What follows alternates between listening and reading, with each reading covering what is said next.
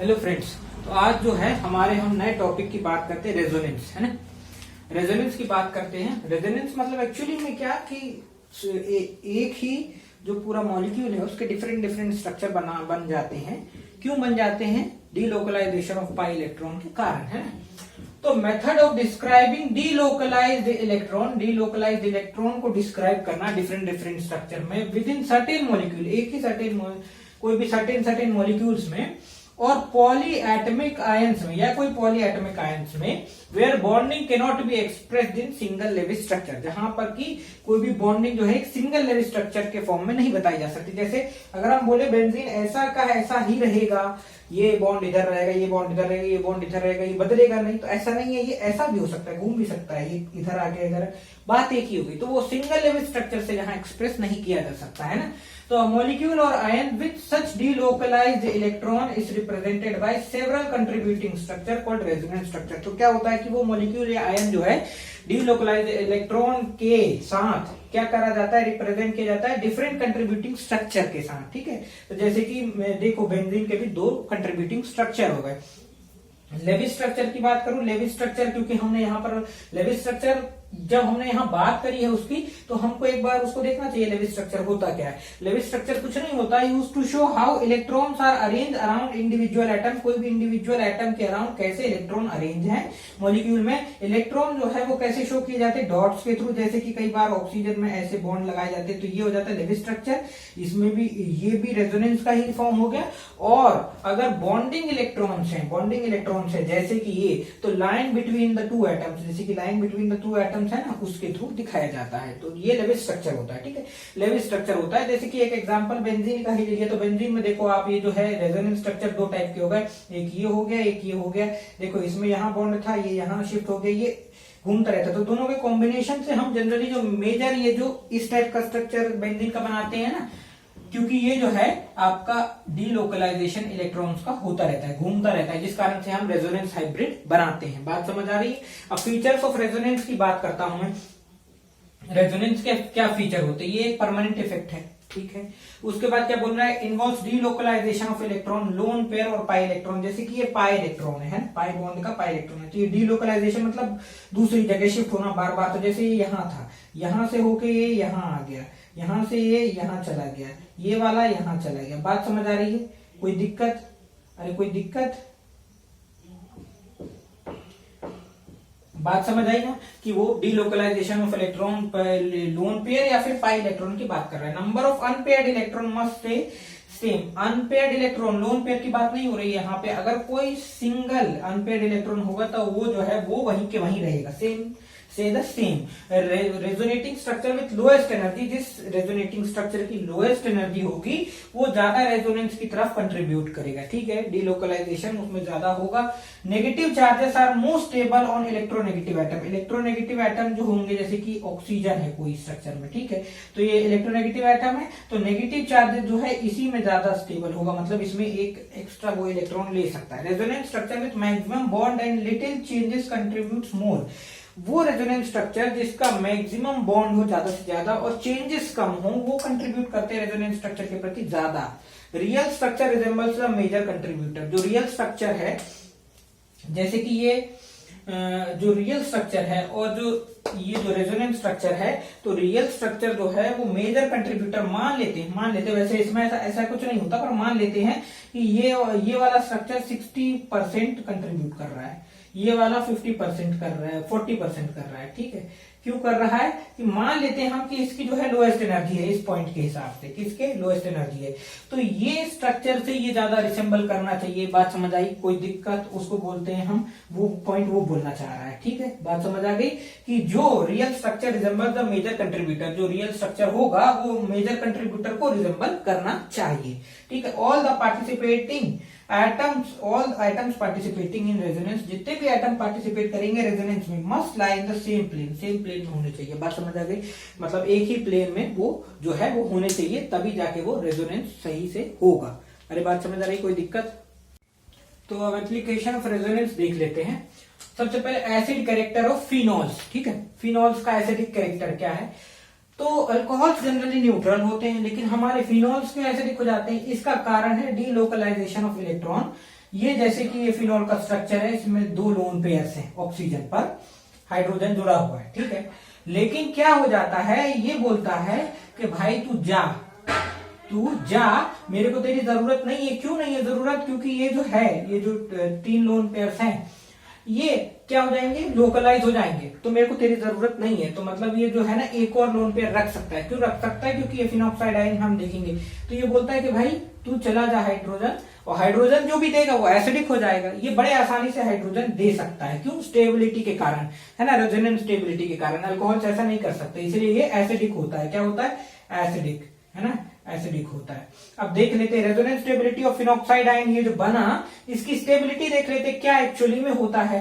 तो एक्चुअली में अगर इस पे एक नेगेटिव चार्ज आ भी गया, हाइड्रोजन चला भी गया, तो इसको कोई दिक्कत नहीं होती, क्योंकि ड्यूलोकलाइजेशन कर देता है। जैसे कि इसने किया, यहां से ये जो चार्ज था इसने यहां भेजा, तो इसका डबल बॉन्ड वहां शिफ्ट हो गया, ये आ गया चार्ज। अब जब इसने यहां भेजा चार्ज, कहां भेजा? इस बॉन्ड पे भेजा। जैसे इस बॉन्ड पे भेजा तो ये नेगेटिव चार्ज यहां आ गया, बॉन्ड यहां शिफ्ट हो गए। अब ये जो है, इसने क्या किया, इसने भेजा यहां पे, कहां भेजा? यहां पर भेजा, तो यहां पर नेगेटिव चार्ज आ गया और ये स्टेबल हो गया। और मतलब इसके पास काफी स्टेबिलिटी के लिए जो रेजोनेंस स्ट्रक्चर्स हैं, ताकि ये स्टेबल हो सके, इसलिए इसको हाइड्रोजन का जरूरत नहीं, आसानी से ये हाइड्रोजन को रिलीज कर सकता है। तो ये एसिडिक कैरेक्टर होता है। अब अगला देख लेते हैं, resonance stability of phenol molecule. Phenol molecule की बात करें, अगर हाइड्रोजन लगा ही है तब क्या होगा, है ना, इसी केस की बात करें तो हाइड्रोजन अगर लगा ही है तब क्या होगा। तो अगर ये 2 लोन पेयर्स हैं, ठीक है, मान लेते हैं एक इसने इसको दे दिया, डबल बॉन्ड यहाँ शिफ्ट हो गया, ठीक है, पर फिर भी एक बात बताओ आप, यहां पर शिफ्ट हो गया, उसके बाद ये आ गया, फिर ये यहां पर शिफ्ट हो गया, वो रेजोनेंस वैसा का वैसा ही चल रहा है।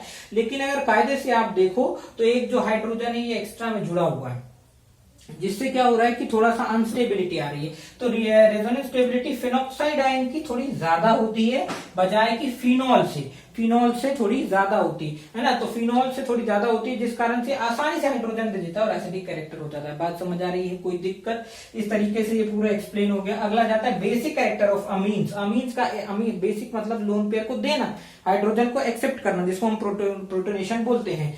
तो ये अमीन्स का क्या हो जाता है? Less basic. एरोमेटिक अमीन्स का लेस बेसिक होता है, एलिफैटिक मतलब जो स्ट्रेट चेन वाले उससे। क्यों हो जाता है? क्योंकि भैया ये आसानी से लोन पेयर नहीं दे सकते। क्यों नहीं दे सकते? इनका रेजोनेंस सिस्टम लगा हुआ है, यही घूमता रह जाएगा।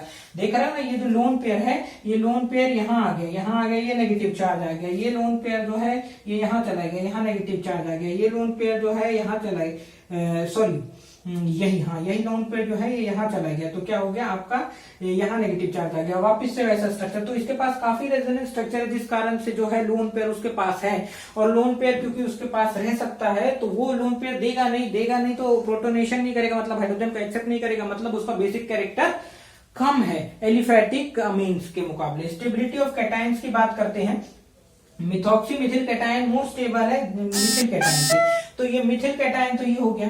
मिथिल कैटायन का मतलब है कि आपका जो है ये स्ट्रक्चर नॉर्मल पॉजिटिव चार्ज है, 2 लोन पेयर्स ऑक्सीजन पे। लेकिन इसकी बजाय अगर हम इधर ऑक्सीजन वाली बात करें, तो ऑक्सीजन ये कहता है कि यार एक काम करता हूं मैं, इधर पे डबल बॉन्ड शेयर कर देता हूं, तो कार्बन की 4 वैलेंसी भी सेटिस्फाई हो गई और इसके में पॉजिटिव चार्ज आ गया, ये ज्यादा स्टेबल है। तो ये भी रेजोनेंस के कारण स्टेबिलिटी ऑफ कैटायन जो है वो होती है। तो अरे कोई दिक्कत, बात समझ आई? आगे की एप्लीकेशन हम लोग देख लेते हैं। तो अगला जो एप्लीकेशन है वो अनएक्सपेक्टेड एडिशन प्रोडक्ट। कई बार ऐसा जाता है कि लगता है नहीं यार प्रोडक्ट तो ऐसा ही होना चाहिए था, पर होता नहीं है। तो वो क्यों होता है? जैसे कि ये आ गया आपका, है ना, ये जो प्रोडक्ट है, अब इसमें क्या किया गया कि अगर आयोडीनेशन कर दिया गया इस रिएजेंट में, तो क्या हुआ कि अब आप ये सोचोगे CH2I CH2Cl इस तरीके से बनना चाहिए मेन प्रोडक्ट, लेकिन बना क्या CH3CHI Cl। ये क्यों बना? Most stable. इसका कारण रेजोनेंस ही था, क्योंकि ये जो 3 लोन पेयर्स हैं क्लोरीन पे, उसमें से उसने एक इसे दे दिया ताकि डबल बॉन्ड बना ले और खुद को पॉजिटिव चार्ज दे दिया, जिस कारण से जो है जब कोई भी जो है आयोडाइड आयन आएगा तो पहले वो यहाँ आएगा और यहां से क्या होगा कि इसका डबल बॉन्ड वापस हो जाएगा और ये CH3CHI बनेगा, CH3CHI बनेगा, जो मोस्ट स्टेबल होगा, मेजर प्रोडक्ट होगा, ये बनेगा। ठीक है, इसके बाद अगला एप्लीकेशन है resonance and bond length. Actually में देखो कार्बन कार्बन का बॉन्ड लेंथ 1.54 एंगस्ट्रॉम होता है, कार्बन डबल बॉन्ड कार्बन का 1.34 एंगस्ट्रॉम होता है। लेकिन जो हमारा हाइब्रिड जो कार्बन कार्बन जो जिसमें डबल बॉन्ड होता भी है नहीं भी होता, वो जो गोल गोल बना लेते हैं हम बेंजीन में, है ना, तो एक्चुअली में जो उसका बॉन्ड लेंथ होता है वो इससे थोड़ा ज्यादा और इससे थोड़ा कम 1.39 एंगस्ट्रॉम होता है। बात समझ गए? और भी एग्जांपल्स हैं, आप देख सकते हैं। इसके बाद रेजोनेंस इन बॉन्ड ऑर्डर की बात करते हैं। एप्लीकेशन हम पढ़ रहे हैं तो एक एक मैंने अभी रखे एग्जांपल्स, और आपके एग्जाम्स में लिखने के हिसाब से भी काफी। अब रेजोनेंस इन बॉन्ड ऑर्डर की बात करें तो बॉन्ड ऑर्डर कैसे निकलता है? Total number of atoms, total number of bonds between two atom, दो एटम के बीच में दो जो है वो आपका कितना बॉन्ड है, and total number of major resonating form, और जो मेजर रेजोनेटिंग फॉर्म है वो कितने हैं टोटल नंबर, दोनों को डिवाइड कर दोगे तो बॉन्ड ऑर्डर निकल जाता है। रेजोनेंस से बॉन्ड ऑर्डर निकाल सकते हैं, ये एप्लीकेशन है। तो जैसे कि देख लेते हैं हम, ये है NO3 आयन का एक स्ट्रक्चर, इसमें यहाँ पे नेगेटिव चार्ज है, 3 लोन पे यहाँ पे है, 2 लोन पे यहाँ पे एक डबल बॉन्ड है, ये डेटिव बॉन्ड है, तो ये पूरी तरीके से डोनेट कर रहा है लोन पे, तो ये 3 यहाँ पर है। अगर यही देखें अगला स्ट्रक्चर रेजोनेटिंग स्ट्रक्चर, तो ये जो डबल बॉन्ड है यहाँ पर आ गया, ये डेटिव बॉन्ड यहाँ पर, ये कंडीशन हो गई, ये तीसरा, 3 रेजोनेटिंग स्ट्रक्चर हो गए हैं। इसके बाद बॉन्ड कितने हैं? 1 2 3 4 बॉन्ड है। तो क्या किया?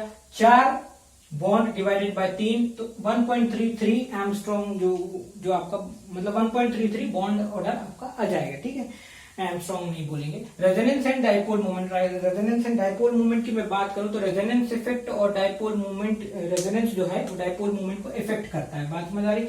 और इंडक्टिव इफेक्ट भी डाइपोल मूवमेंट को इफेक्ट करता है, पर अपोजिट में रेजोनेंस के। जैसे कि हम बात करेंगे डाइपोल मूवमेंट इथिल क्लोराइड का 2.05 dBi है, ठीक है, और वहीं विनिल क्लोराइड का 1.44 dBi है।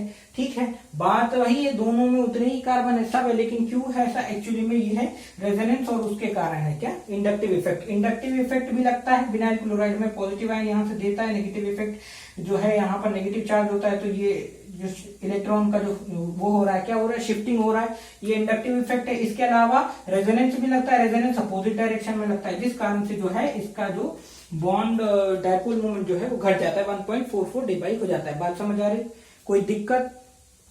अब रेजोनेंस एनर्जी की बात करें तो रेजोनेंस एनर्जी में ज्यादा डिस्कस नहीं करेंगे, थ्योरी के सामने बता दिया एक इक्वेशन होती है ER equal to E0 minus EC, इससे आप रेजोनेंस एनर्जी निकाल सकते हैं। रेजोनेटिंग एनर्जी ER को बोलते हैं हम, EO को ऑब्जर्व्ड हीट ऑफ एनर्जी बोलते हैं, EC को कैलकुलेटेड हीट ऑफ एनर्जी बोलते हैं। इससे आप क्या निकाल सकते हो? रेजोनेटिंग एनर्जी निकाल सकते हो। तो ये भी आप रेजोनेंस की मदद से निकाल सकते हो। ये बात समझ आई? तो आज के जो वीडियो है हमने उसमें रेजोनेंस को पूरा डिस्कस किया। आई होप आप लोगों को मजा आया होगा और सब समझ में आया होगा। जो भी अगर कुछ ना समझ में आया हो तो प्लीज कमेंट करें, लाइक करें, शेयर करें। Thank you.